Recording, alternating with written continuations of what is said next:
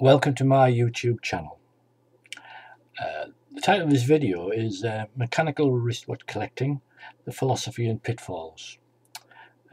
Please note that this video reflects only my opinions, but I hope it may help you avoid any costly mistakes in the future. I think we'll probably deal with the pitfalls first and worry about the at least my philosophy to the end. Anyhow, let's start with a few examples, and we'll talk about each one as we go. Right, let's start with this.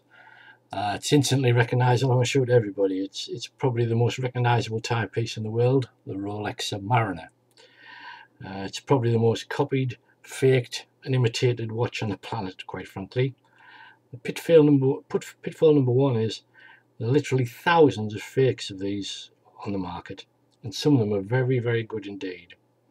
My advice is only buy from a reputable dealer with either new or pre-owned, and only consider online if you know exactly what you're doing. I purchased this particular watch from a local jeweler.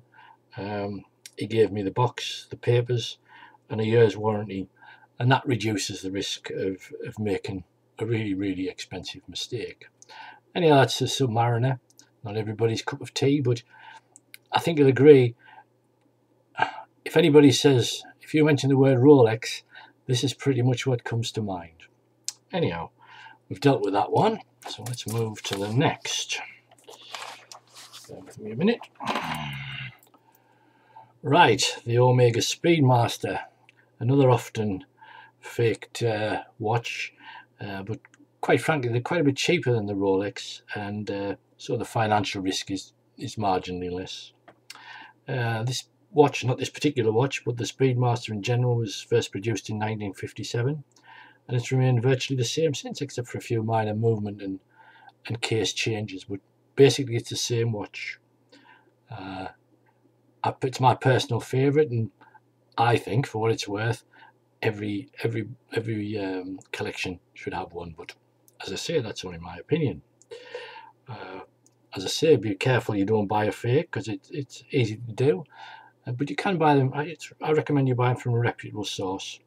Several Japanese dealers on eBay with excellent reputations, and I've never heard anything against them. And you'd be fairly safe buying them from them. And you can always return them anyhow, particularly if you buy them from the UK. Always check serial numbers if you possibly can with the Omega site, and scour the forums for information to help your choice. And finally, I'll just put that one to one side. Finally, we have the another easily recognisable watch, I'm sure, the Breitling Navitimer. There's nothing quite like it. This is a very early Navitimer. It's the Navitimer 806. It was probably made about in the mid-60s, I think, so it's over 40 years old. It's a mechanical movement. It's the Venus 178 movement, so it's purely a wind-up watch. There is no automatic movement to it. As I say, it's a very early one. I don't think anybody is actually bothering faking these at the moment, but if you like the look of this particular model, the first thing you've got to really think about is the dial and the hands, and check the condition. Now this one is fair. It's not immaculate, but it hasn't been messed around with. It's actually as the gentleman that I bought it from had it, and he'd had it all ever since it was new. Now I've seen several examples of this Navitimer, particularly this one, with incorrect hands. That's quite common, or the dial in a mess. If you like this watch, if you look at this and say, I like the look of that, and you can get them, there's some of them about, be very, very careful. Get a one with a good dial and the white surround.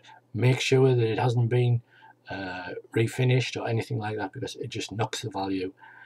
The dials and the hands are very, very difficult to get, and when you can get them, they're very, very expensive. So don't worry too much about the movement. You can get the bits for that, but look at the dial.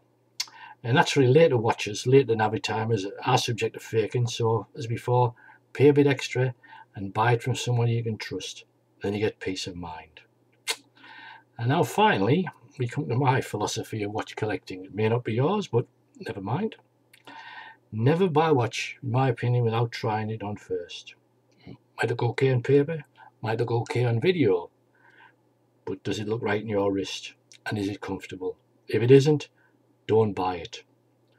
Try to avoid buying new watches. There's a huge markup on new watches, and you generally lose a lot of money if you subsequently either want to or have to sell it. It's a good idea to buy watches that are no longer in production, in my view, because the lack of ability can increase the value in time. Perhaps not straight away, but in time. Lastly, and the most important thing, is buy what you like.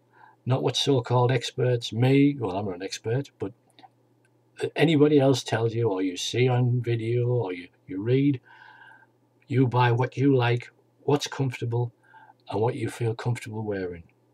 If you can afford it and you like it, buy it. But most of all, enjoy wearing these tiny mechanical marvels. I think you'll enjoy it, and it's a very, very interesting and fulfilling hobby. Thanks very much for watching.